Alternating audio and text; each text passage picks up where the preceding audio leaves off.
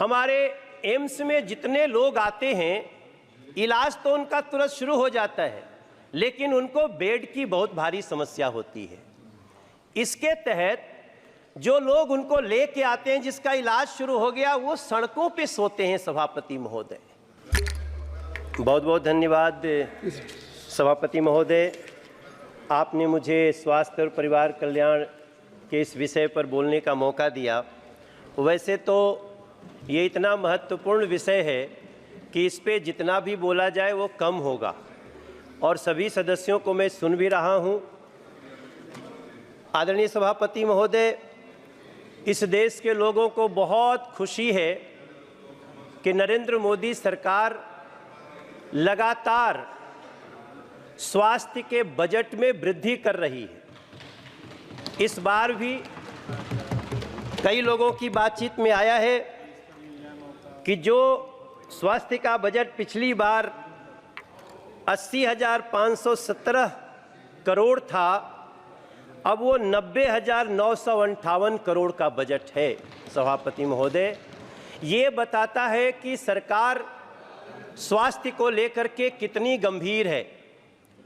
और उसमें भी एक समय था जब इसी सरकार में हमने देखा था कि स्टंट जो लाखों रुपए का होता था, और उस स्टंट को नरेंद्र मोदी जैसे प्रधानमंत्री ने, जो गरीब घर से आते हैं, गरीबों के दिल की बात समझते हैं, और इस देश में स्टंट उसकी कीमत मात्र 26,000 कर दी गई थी, जिसके कारण आज गरीब से गरीब घरों में भी लोग इस हृदय के समस्याओं को दूर करने के लिए अब सक्षम हो रहे हैं। यही देश है सभापति महोदय। मेरे क्षेत्र में 20 जनौषधि केंद्र खुल चुके हैं। हमारे यहाँ दिल्ली के सांसद साथी हमारे सब बैठे हैं। दिल्ली में जनौषधि केंद्र के खुलने से जो दवाई 600 रुपये में एक पत्ता मिलती थी, वही दवाई लगभग 60 रुपये में मिल जाती है, मात्र 60 रुपये में। और इस बजट में वैसे तो बहुत सारी बातें हैं, लेकिन एक ऐसा प्रावधान किया गया है जिसने खुशी के आंसू लाए हैं उन लोगों के मन में, उनके आंखों में, जो लोग कैंसर से पीड़ित होते थे या उनके परिवार के लोग कैंसर से पीड़ित होते थे।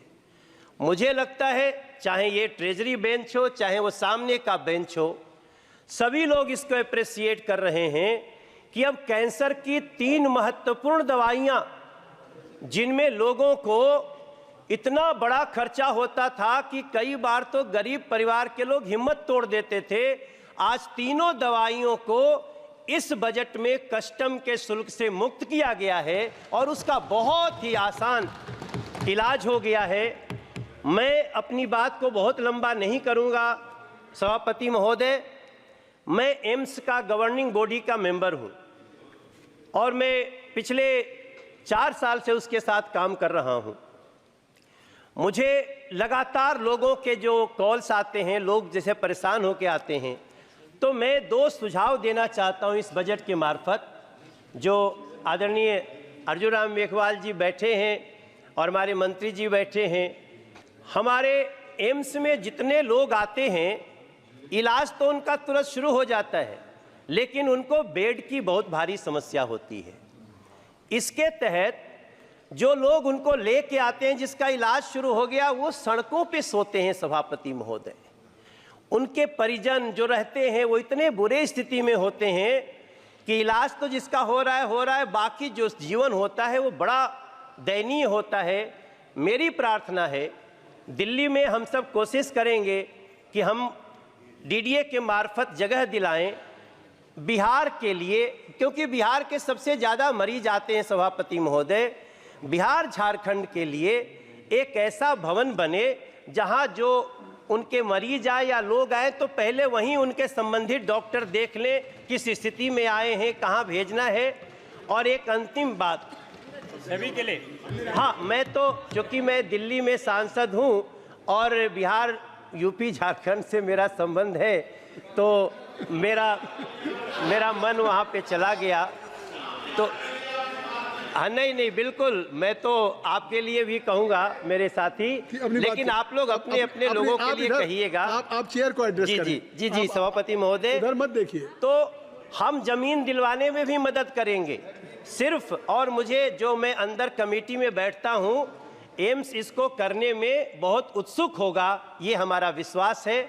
और अंत में एक विषय, हमारे यहाँ एक university college of medical sciences है, उसको अचानक से दिल्ली सरकार ने अपने अंडर में लेने का प्रोसेस शुरू किया है।